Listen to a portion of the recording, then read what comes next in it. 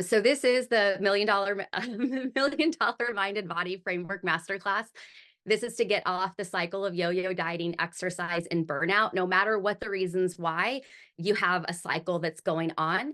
And the really big context for me is that this is truly soul work. So the possibility, this is what it really feels like, that we get to go from where we are now to another place, getting burnt out by your business, even though you love it, getting overwhelmed by all the ways you shouldn't eat, should eat, or shouldn't exercise, to actually not following any rules, reconnecting with yourself and creating your business that's going to revolve around your life, and being able to intuitively select what you actually need to do for your self-care. And the space in between those two is actually understanding the spiritual assignment. And that's going to be different for everybody. But this is deep connection work that's going to help you tap into this intuitive stuff so that you can bust through those plateaus and get out of the pain and then like take yourself from the next place. This is what is super important for me, is that 4 years ago, when I started my spiritual awakening to really see that there was something different going on than what I had already perceived, I asked two questions and meditated on them. What went wrong in the natural order of cause and effect, and who was the first perpetrator? Because I had already spent so much time learning about manifestation and that we are the creators of our own reality.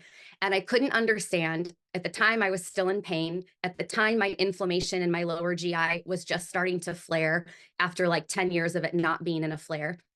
And so I was like, this doesn't make sense if this is what I want, but this is what I'm getting.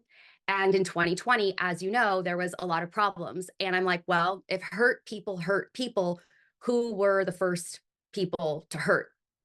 And so I went through decolonization work on a deeper level into religion and spirituality. But recently, I have come across this information, which lends itself to why we might not be trusting our intuition. So I'm not going to get too deeply into it because you can read it on the screen. The feminine intuition, the feminine tapping into the wisdom of our body has been taken out. And we can see this really with bodily autonomy, with reproductive rights and what we're doing with our body. It started a long time ago, and there's not a lot of records for the women who were first genocided to take away this intuitive power that we have.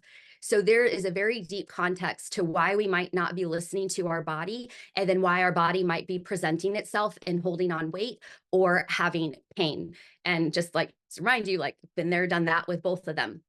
So this book is a book that was created by the church that allowed any man to go to any woman's home. And if they had any suspicion that this woman was a quote unquote witch, there was a protocol of interrogation, torture, and genocide.